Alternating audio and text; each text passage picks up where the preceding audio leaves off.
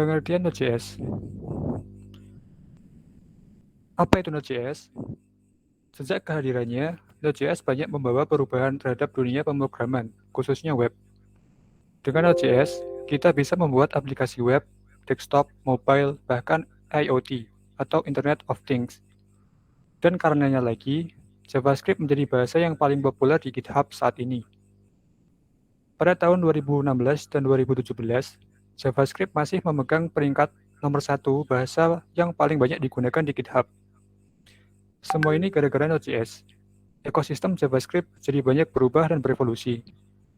Apa sih Node.js itu? Kenapa harus belajar Node.js? Bagaimana saya bisa memulai belajar Node.js?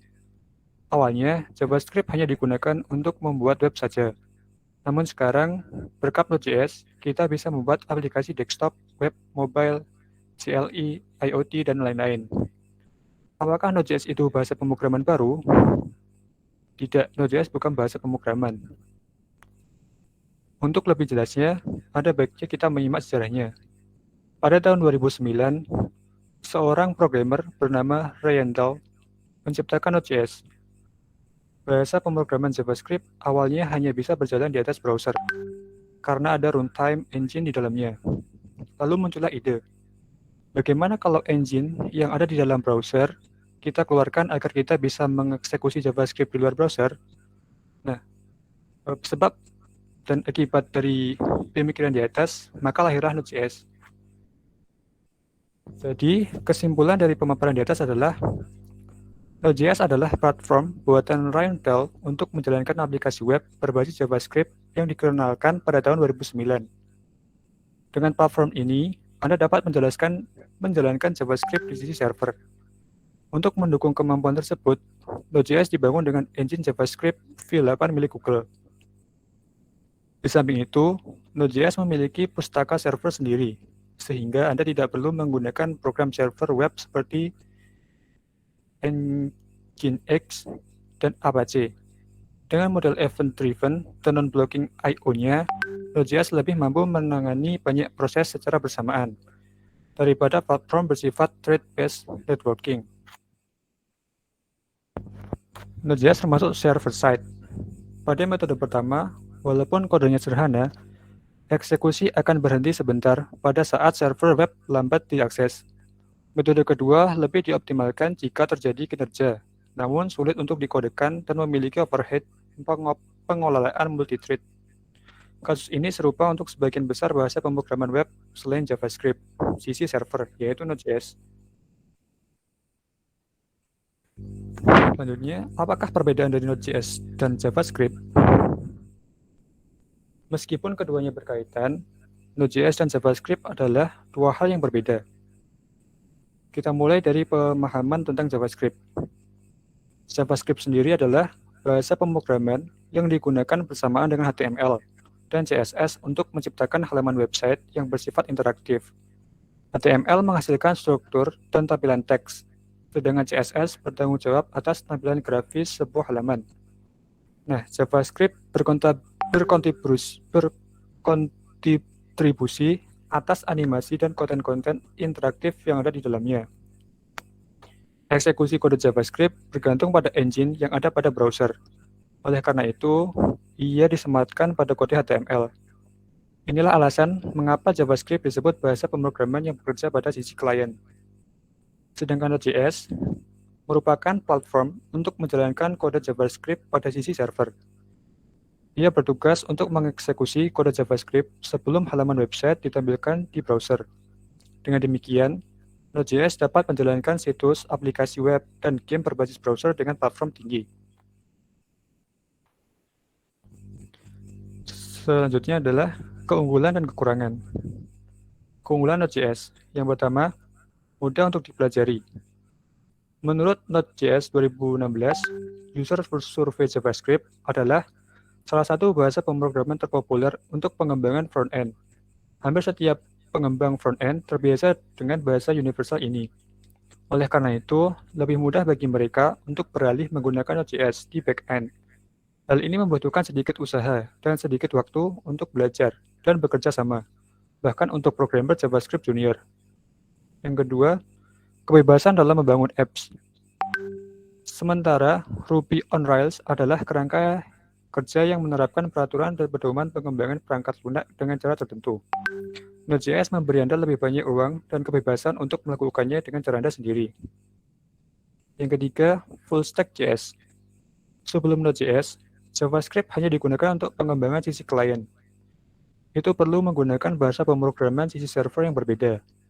Dalam prakteknya, Anda harus mempekerjakan devs terpisah untuk back-end dan untuk front-end. Dengan semakin populernya Node.js, full stack JavaScript menjadi kenyataan.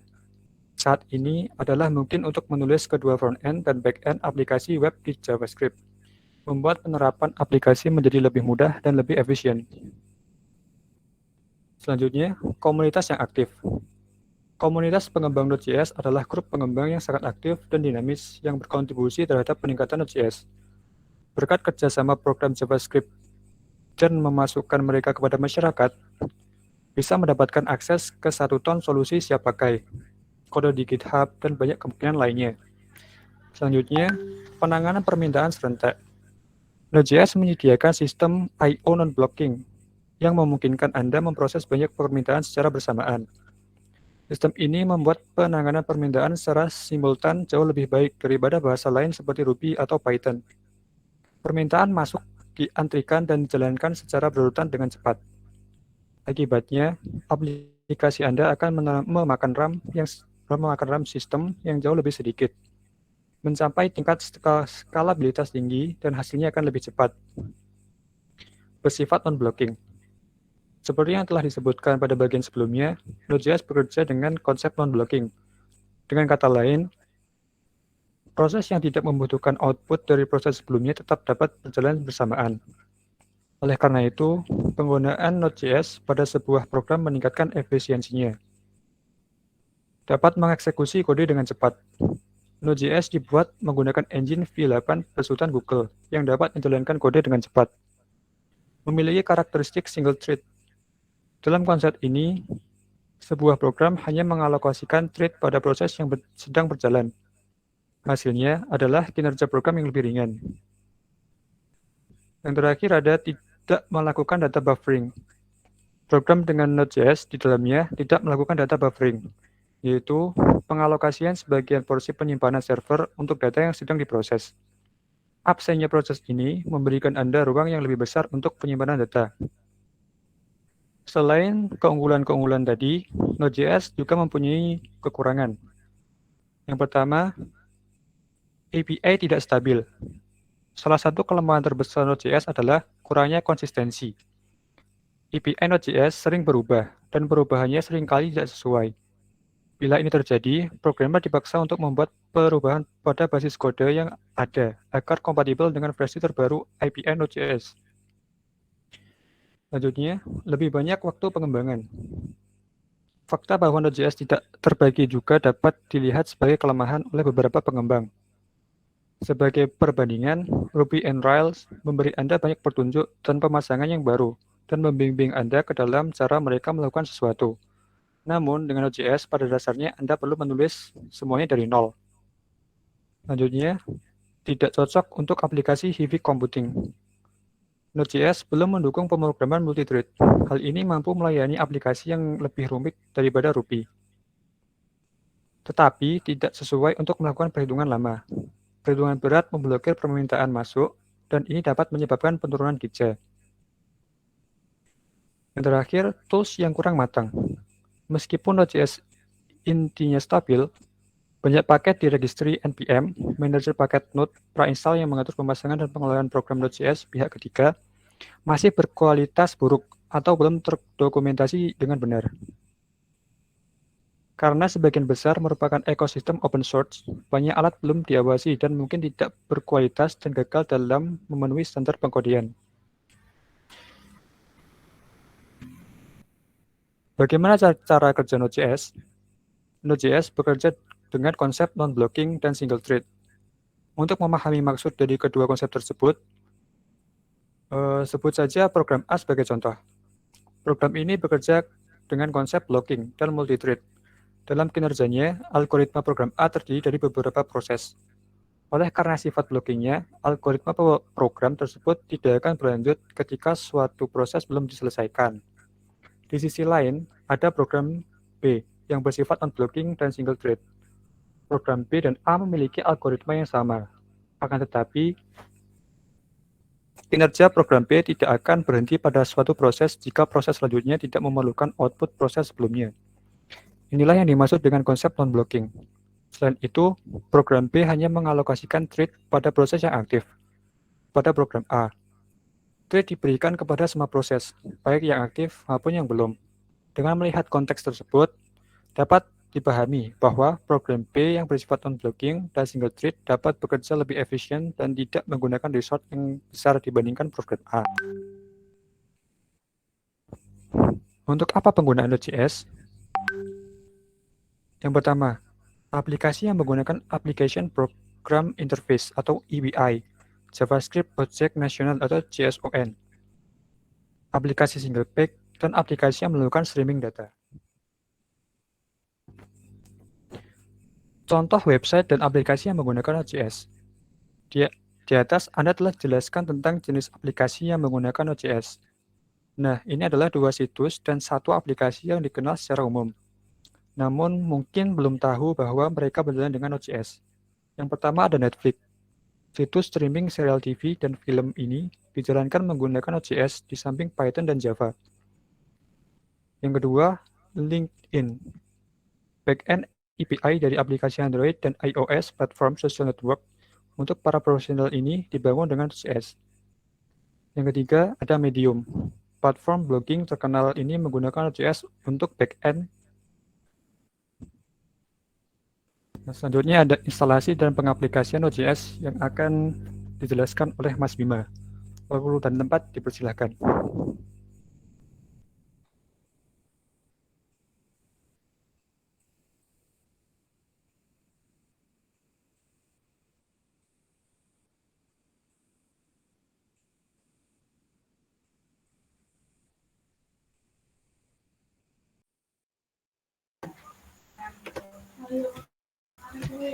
Oke, terima kasih atas waktunya. Nah, baik, sekarang kita akan membahas lanjutan dari presentasi sebelumnya. Nah, sebelumnya kita sudah membahas pengenalan Node.js, sejarahnya, kekurangan, dan kelebihannya. Nah, selanjutnya kita akan membahas mengenai beberapa poin, yaitu yang pertama, alat-alat untuk belajar Node.js. Yang kedua, membuat program berbasis teks. Yang ketiga, membuat web server. Ada beberapa kategori, yang pertama ada respon teks, respon HTML, respon URL, dan statis.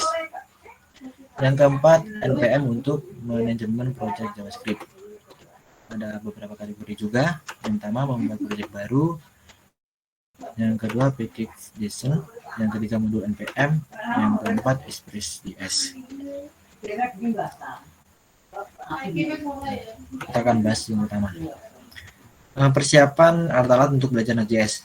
Nah, apa saja peralatan yang harus disiapkan untuk belajar Node.js? Yang pertama, text editor. Di sini saya menggunakan Visual Studio Code. Yang kedua, Node.js itu sendiri. Mungkin kalian belum menginstalnya, jadi cara install Node.js cukup mudah. Kalian pergi ke situs resminya, yaitu di node.js.org, lalu download. Kalau ke bawah, saya sarankan untuk menginstal yang versi ATS. Sekarang versi ke-16. Lalu pilih OS kalian.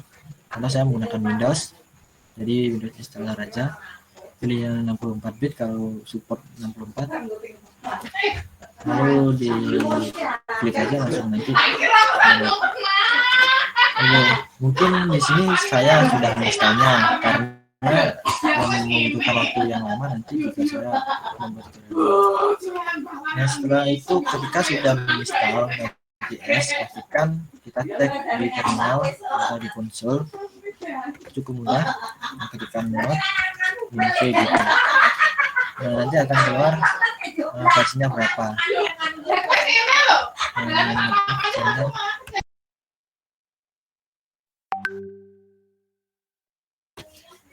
Oke, nah, lalu untuk menginstal npm, lalu untuk mengecek versi npm, ketikkan npm v atau min version begitu. Nah, setelah kita menginstalnya atau kita melihat versinya, lalu kita masuk ke yang kedua, membuat program berbasis teks. Langkah-langkah lebih baiknya kita membuat folder file baru. Kita save dulu. Kita namain apps.js. Ini. Nah, coba kita ketikkan console.log hello world begini.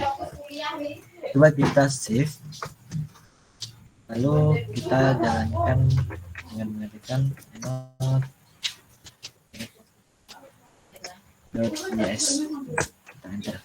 Nah, lalu Node.js akan mengeksekusinya. Maka ini adalah hasilnya. Oke, selanjutnya membuat web server. Mari kita coba untuk membuat web server.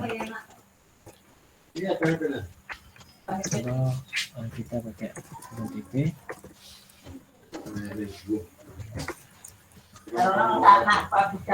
ya.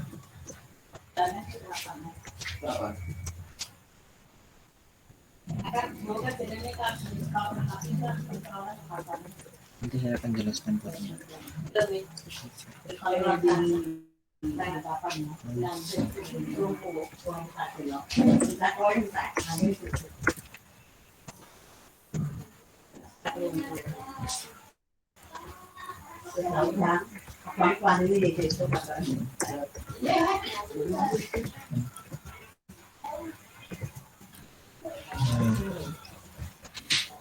Kita akan memberikan hello.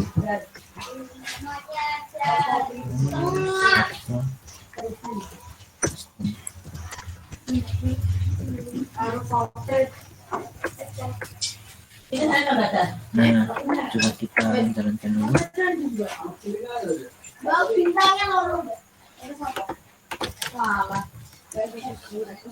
Oke, prosesnya sudah berjalan dengan baik. Nah, sekarang saya akan menjelaskan. Yang pertama dimulai dari for HTTP, required HTTP.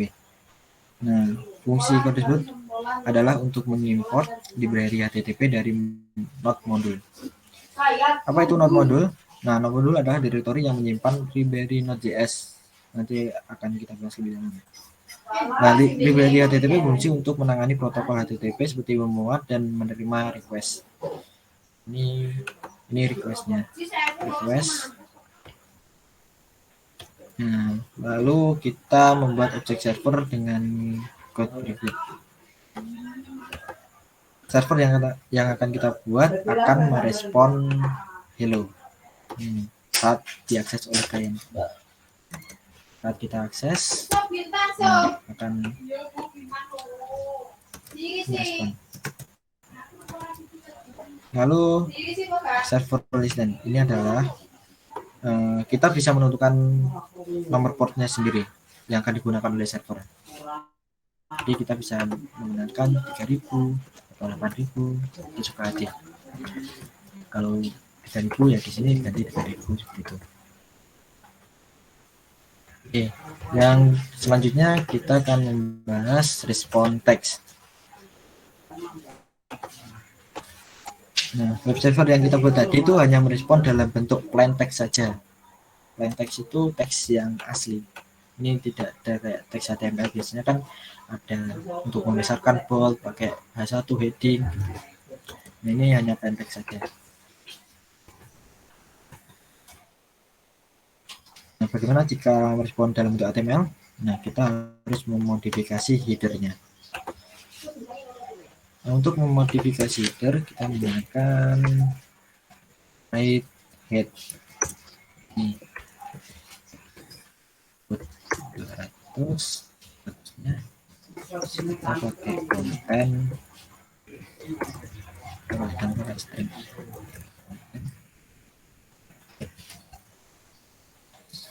Oke. kita pakai teks atau HTML. Nah, ini.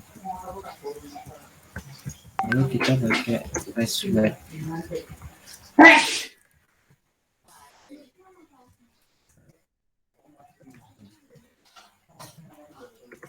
Lalu ini.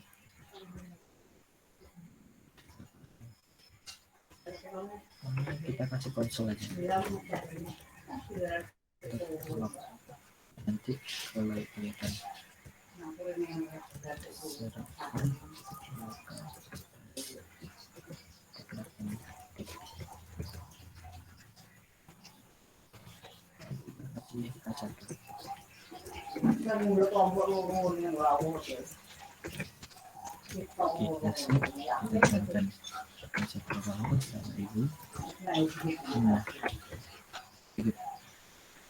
saya akan jelaskan maksud dari Raspberry. Fungsi dari Raspberry 200 content type teks HTML adalah untuk menentukan respon header. Nah, pada kode ini kita menentukan tipe responnya teks HTML. Kita juga bisa menentukan tipe yang lain seperti JSON, PDF, XML, dan lain-lain. Lalu REST write itu fungsinya untuk menulis respon body atau konten yang akan dikirim ke klien. Terakhir, kita mengakhiri respon dengan REST end. Ini. Oke. Selanjutnya kita akan membahas respon URL. Respon URL ini bisa disebut dengan sebuah routing ya, yang dimana kita bisa mengambil URL untuk routing dan mengambilkannya. Seperti kita memanipulasi contoh about ini. Nah, nanti muncul panggilan about, terus kita masuk ke home, nanti muncul tampilan home gitu. Jadi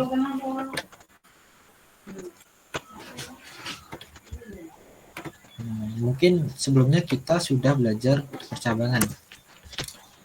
Itu kita menggunakan switch case. Ada dua, pakai switch case bisa, pakai if else juga bisa, tapi lebih enak pakai ini. Kita ambil tag-nya URL, view-nya kita coba about, lalu responnya ini adalah about ini. Lalu defaultnya kita kasih ke mungkin kalau salah masukkan password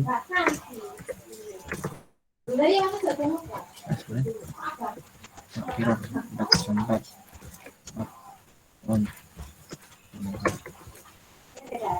Atau kita juga bisa pakai kita copy aja tapi nggak lama.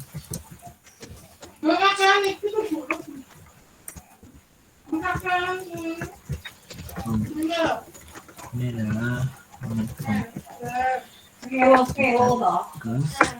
kita jalankan lagi. Oke. Nah, mungkin nggak kelihatan nih.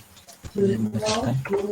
Nah, ketika kita salah mengakses, di fixnya itu berdasarkan home. Nah, ketika kita mengakses home, ini adalah home. Lalu ketika kita about, ada about apa halaman tentang gitu.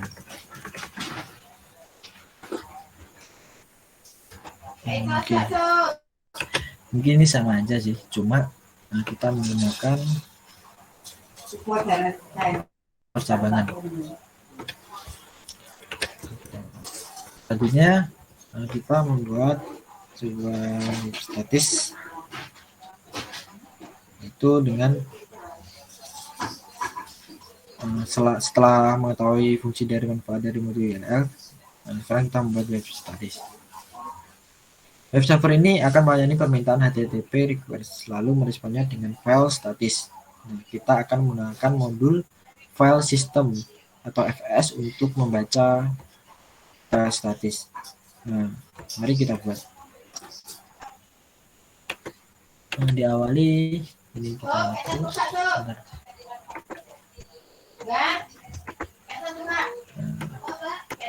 Ini kita hapus saja. Kita menggunakan modul FS. FS.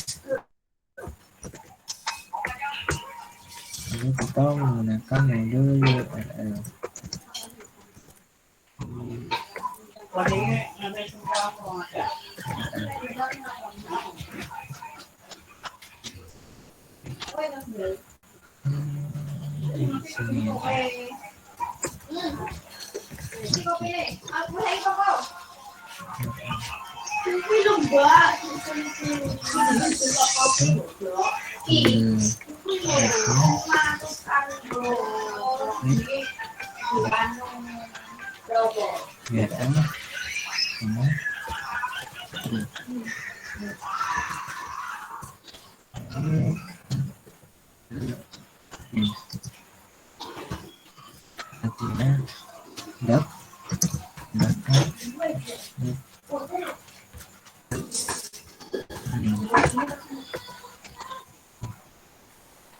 Baca filenya kita pakai ini kalau error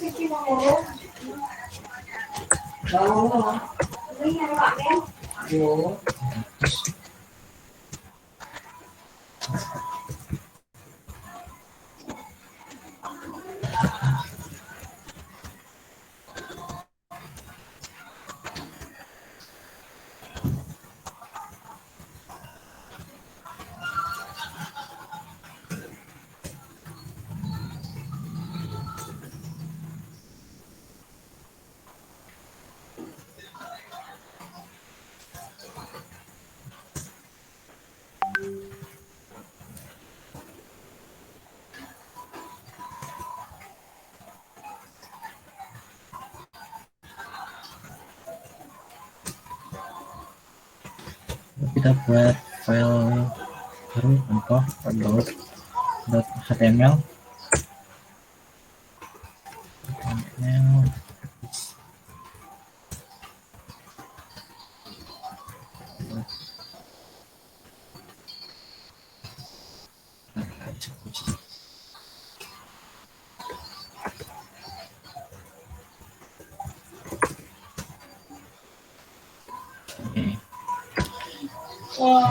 Karena kalau masuk mulut gitu. Lagi contoh index.html.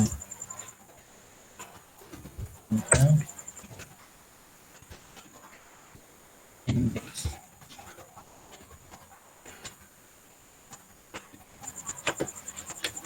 Oke.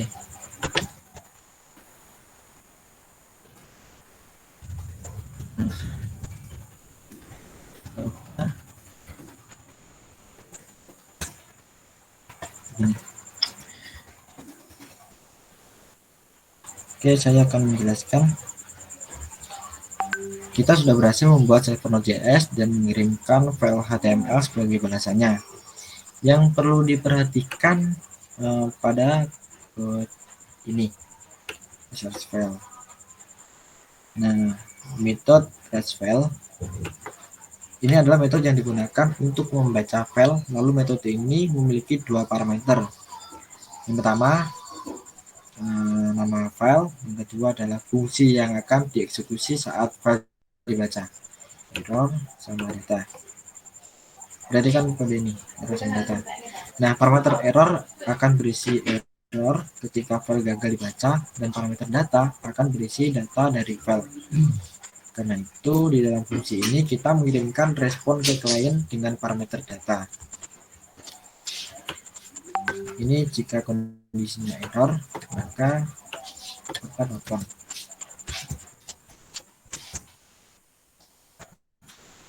Nah, seperti itu. Nah, maka respon yang akan diterima oleh klien akan sesuai dengan isi file tersebut.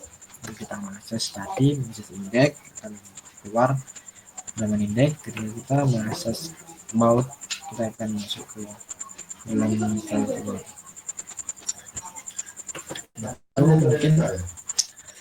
Lalu kita akan bahas npm untuk manajemen project JavaScript.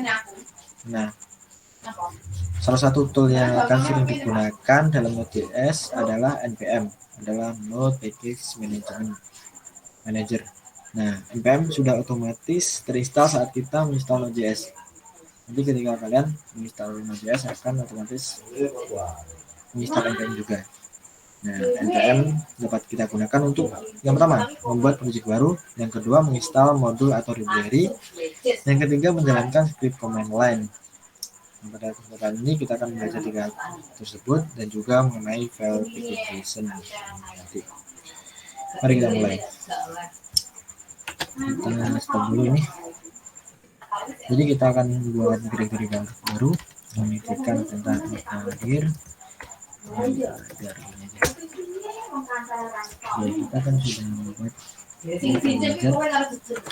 Lalu kita masuk ke dalamnya menggunakan cd belajar. Sudah masuk. Lalu kita ketikkan npm init. Nah, maka npm akan meminta kita untuk mengisi data project yang akan dibuat. Contoh ini package name-nya kita isi belajar.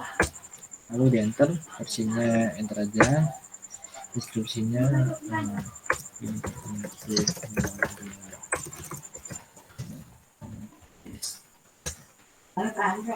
enter aja, terus kemudian enter, kita enter toolnya npm atau node atau unix ya, datanya tesnya juga enter aja. Yes. Oke.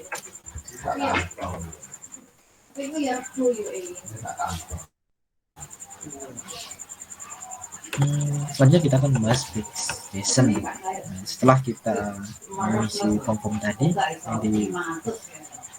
yang dibuat oleh kita menggunakan perintah npm init, secara otomatis akan terbuat package.json. Nah, ini adalah file yang tadi yang kita isi. Ada tiga kelompok atau yang pertama ada informasi project. Ini informasi project. Nah, ini adalah kelompok script. Ini adalah kelompok author. Nah, file package.json ini adalah file yang berisi deskripsi dari project Node.js. Nah, npm membutuhkan file ini untuk bisa bekerja. Informasi ini tuh berisi nama, versi, deskripsi. Dan bagian script ini berisi deskripsi atau bus atau komandan untuk dieksekusi oleh npm. Sebenarnya selain ini tuh ada dua lagi sih. Ada dependensian yang berisi keterangan modul atau library yang dibutuhkan dibutuhkan aplikasinya. Yang kedua, dev definition. Itu berisi keterangan modul atau library yang dibutuhkan untuk pengembangan aplikasi. Mungkin itu ini aja untuk aplikasinya.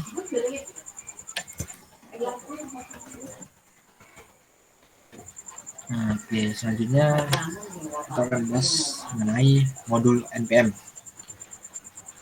Apabila kita membutuhkan modul npm library, kita bisa menaruh npm untuk menginstalnya. Nah, cara untuk menginstal modul npm seperti ini. Yang nantinya kita kan akan membuat Express, kita akan belajar Express, jadi kita install Express. Buat contoh. Ini. Yes. Saya akan jelaskan nanti Express itu apa.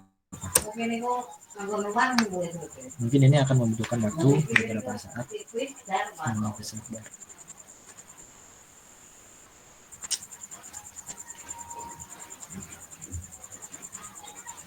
Oke, guys, terus tahu. Nah, ini modul yang saya jelaskan tadi. Kita masuk ke JSON, kita cek. Ini adalah kategori definition Express dengan versi 4.7/1. Nah, selain ini kita juga bisa mencari modul di website npm. Dan saya sudah memilih. Kita juga bisa cari seperti tadi Express. Kita juga bisa cari-cari di sini apa aja modul yang akan kita install, apa aja yang mau kita gunakan.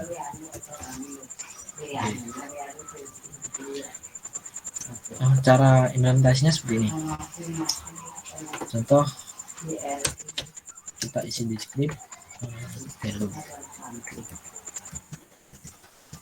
Oke, kita buka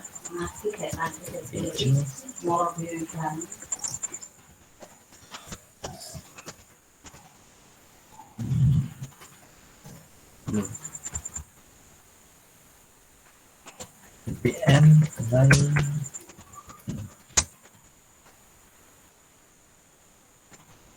Oke, npm akan menambahkan console log hello.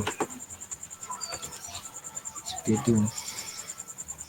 Kita juga bisa membuat di beda file lalu kita jalankan.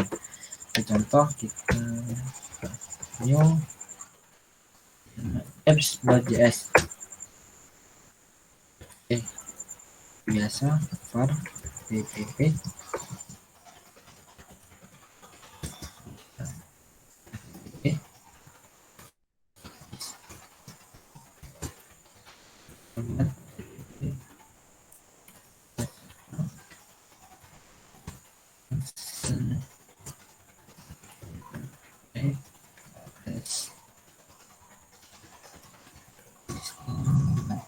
depan.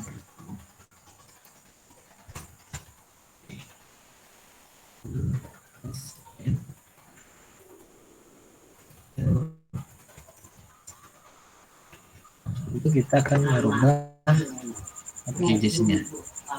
Di sini kita aja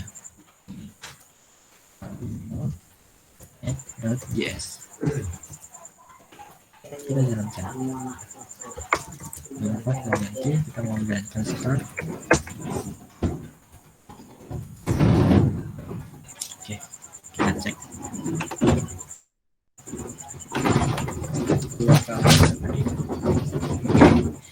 Ini ada plain text ya. Kita bisa mengganti headernya seperti tadi. Nah, script ini sebenarnya bisa kita eksekusi dengan Node.js langsung kan. Nah, namun karena kita ingin mengeksekusi melalui npm, maka kita harus menambahkan ke dalam package.json seperti ini.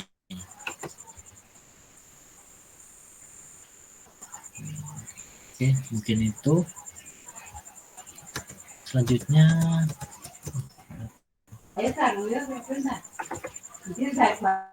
oke, kita masuk ke Express.js.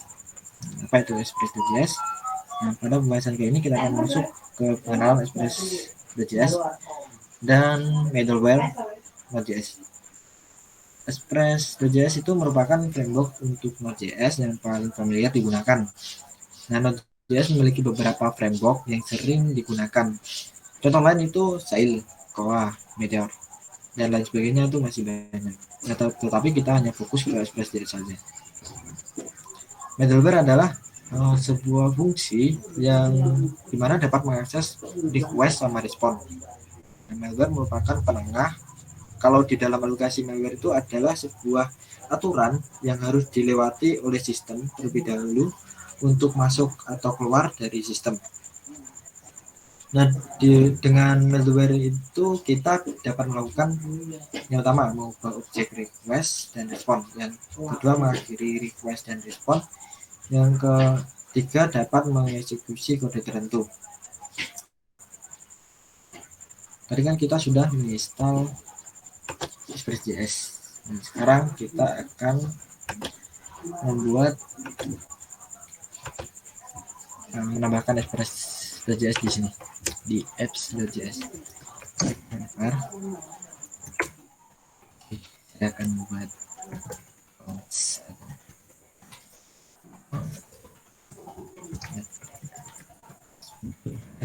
ada yang tahu kenapa saya pakai cons? Mungkin ada yang bisa menjelaskan apa bedanya cons sama var atau let? Ada let, ada cons, ada var. I don't use. Kita pakai slash.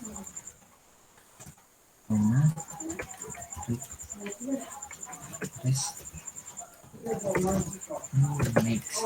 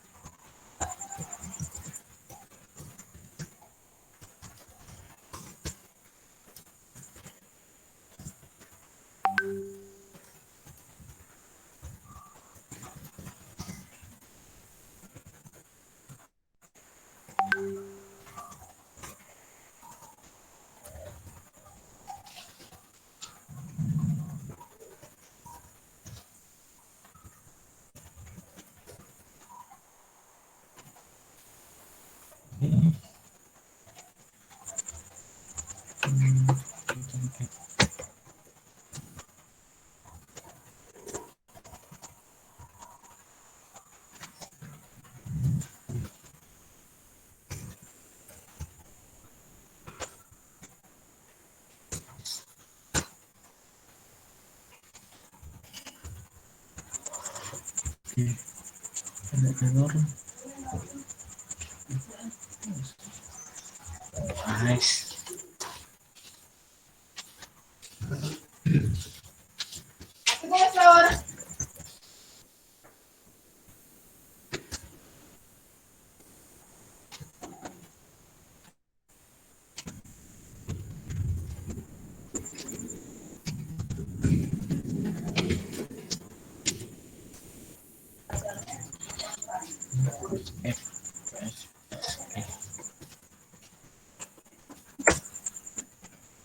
Screen sharingnya macet, Mas.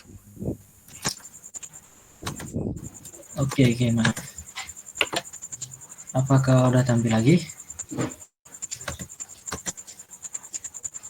Oke, apakah udah tampil? Belum. Terus sebentar.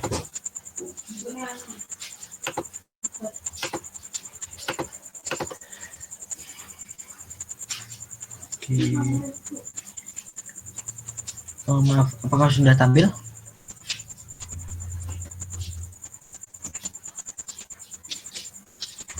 Oke, apakah sudah tampil?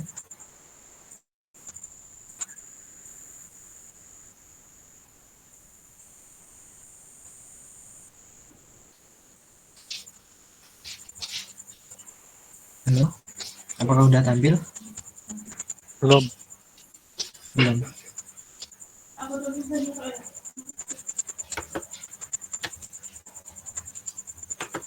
Oke, sebentar.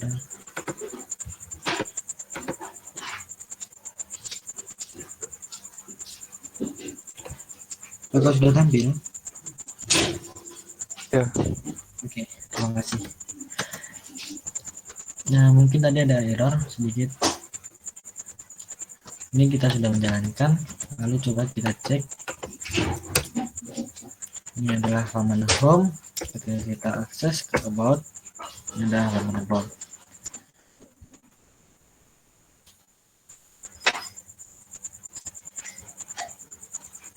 Oke, saya akan jelaskan. Nah, kode use app.use/regress next console log next. Kode ini merupakan sebuah middleware alamat URL yang hanya slash atau slash 1 atau slash 2. Ketika ada penamaan URL yang sama, maka fungsi pertama harus diberikan sebuah metode next. Jika ini sama dengan ini, harus dinamain diberi metode next untuk melanjutkan ke fungsi selanjutnya. Nah, ketika fungsi selanjutnya sudah berhasil dijalankan, maka middleware akan kembali lagi kepada fungsi pertama untuk mengulang fungsi tersebut, lalu menjalankan fungsi yang belum dijalankan secara berurutan dari awal ke bawah. Ada kayak error gitu. Oke. Nah, ini baru kita masuk ke ini aja sih ya. Bagaimana kita membuat sebuah HTML lalu digabungkan di dalam file ini apps.js. Kita akan membuat node.html. Ini HTML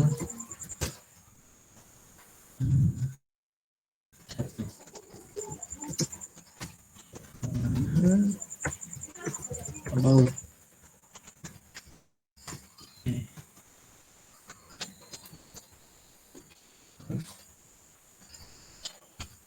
Macet lagi, Mas.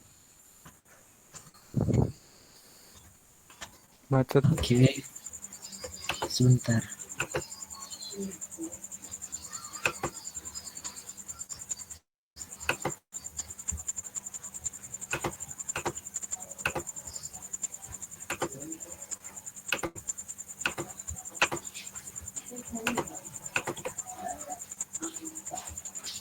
Mungkin sudah tampil.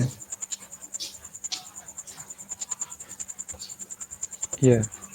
Oke, terima kasih. Koneksi saya kurang stabil. Maaf. Tadi sampai mana? Nah, kita kasih buat ya. Kita udah di sini. Regressnya kita ganti res and file. Lalu ini adalah nama filenya pet string.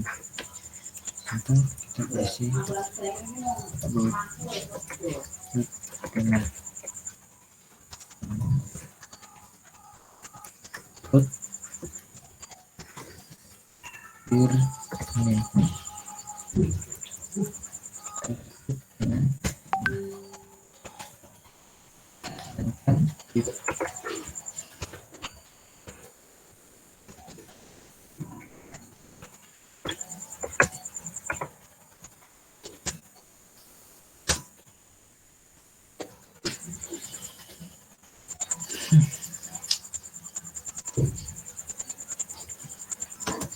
Ini kita akses.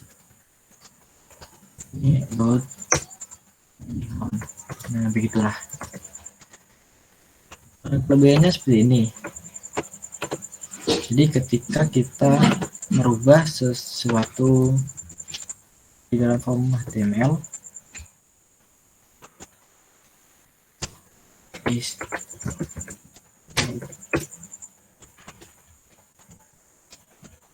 jadi kita tidak usah menjalankan server lagi. Kita cukup mengganti ini, kita save. Nah, jadi dia otomatis nanti akan berubah. Oke, bagaimana kita kan untuk pindah halaman? Nah, tinggal aja kita beri slash home aplikasi ini slash about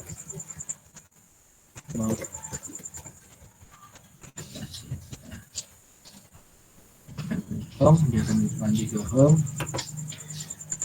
Kita juga harus kasih di dalam Node.js nya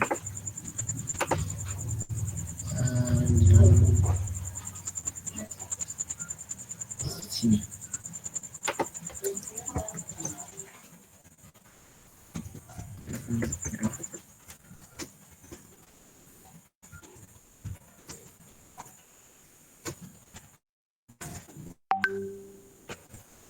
Kita merubah f.js nya, kita juga harus men-stopnya lalu menjalankan.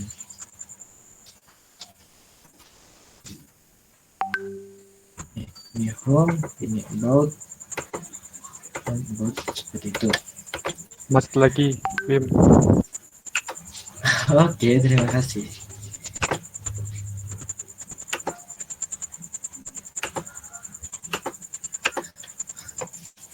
Udah belum? Belum. Sebentar. Koneksiku agak melemah. Oke, udah. Belum tampil. Belum tampil ya?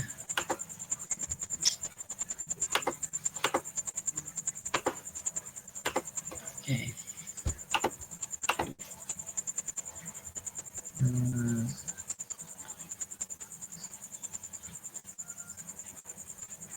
Oke, udah tampil? Iya, sudah. Oke, terima kasih.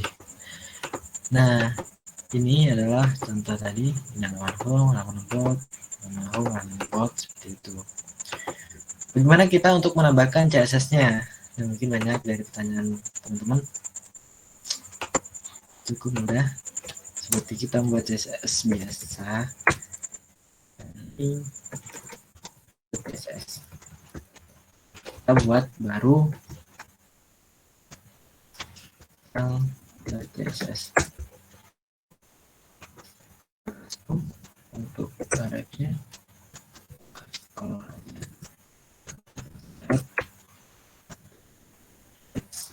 decoration kita kasih non.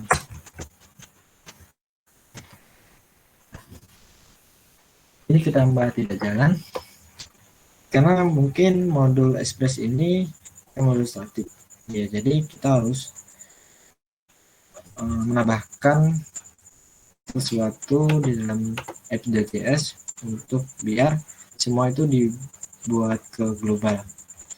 Jadi app.js ini cuma menjalankan file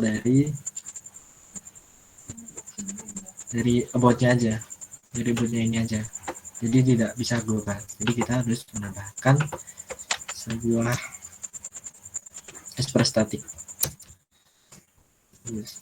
Nah, coba kita terus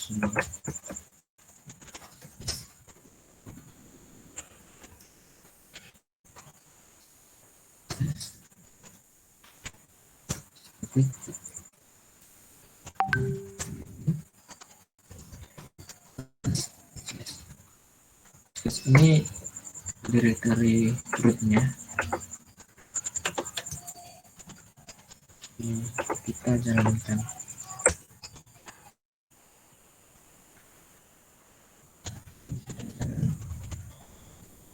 Oke. Begitu saja mungkin dari saya. Terima kasih. Saya kembalikan lagi kepada Mas Yoga.